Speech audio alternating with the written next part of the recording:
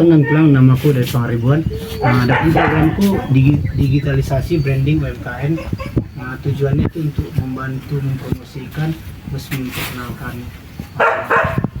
memperkenalkan produk gitu melalui aplikasi misalnya media sosial kayak Instagram, TikTok dan lainnya mungkin. It's hard to take courage in a world full of people. You can lose sight of it all in the darkness inside. You can make you feel so small. But I see your true colors shining through. I see your true colors, and that's why I love you. So don't be afraid to let them show your true colors.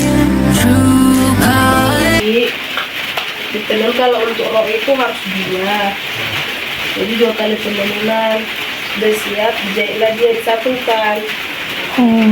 Gitu. Untuk harga sendiri gimana? Kalau harga sendiri untuk pemakai itu yang kalau motif ini 1.200.000. Oh jadi ini kalau dijual berapa Kak? Misalnya 1.200.000. 1.200.000 ya? Iya. Kenapa bisa sampai semua ini Kak? Karena kan prosesnya rumit. Nah, ini untuk membuat pemotifannya pun harus dihitung satu-satu. Motifnya pun harus bisa lah, nggak bisa salah-salah. Kalau untuk menjual sendiri Kak, kemana biasanya? Aku biasanya online.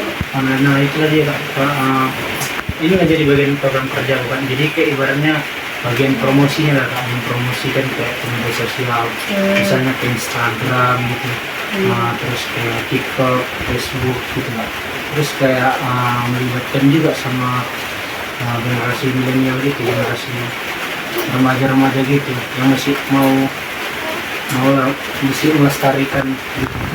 Fall like a rainbow.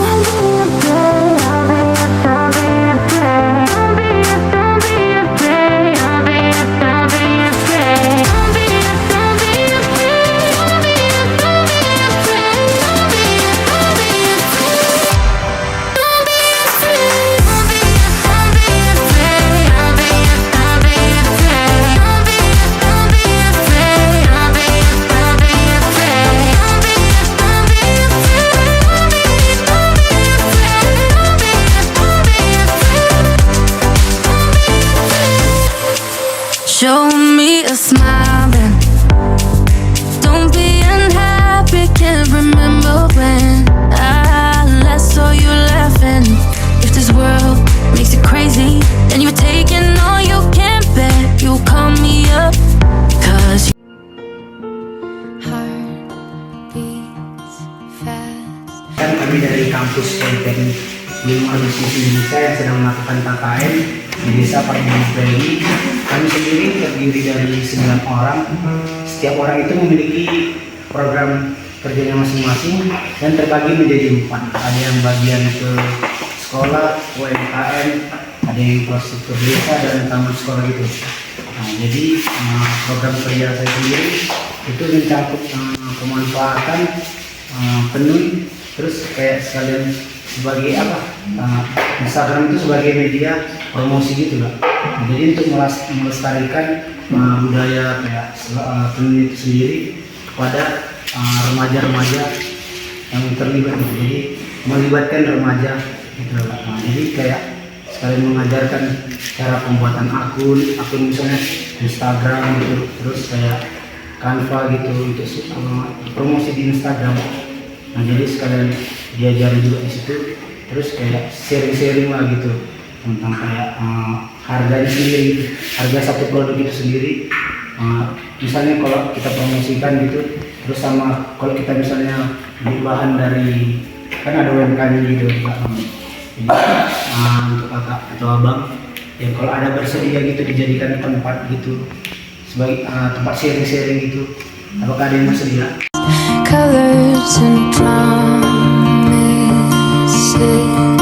how to be brave, how can I love when I'm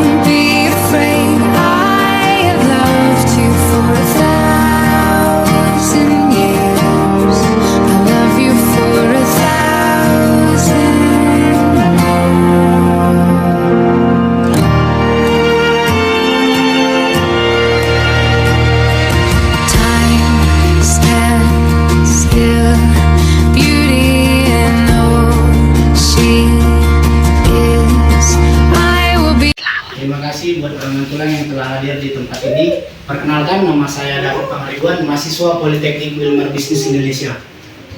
Langsung saja, yaitu mengenai media sosial merupakan hal yang sering kita dengar, banyak digunakan dan sangat populer, hampir semua orang menggunakan media sosial. Selain media sosial digunakan sebagai media untuk berinteraksi, namun sekarang ini media sosial banyak digunakan oleh seorang pelaku usaha atau perusahaan sebagai media pemasaran.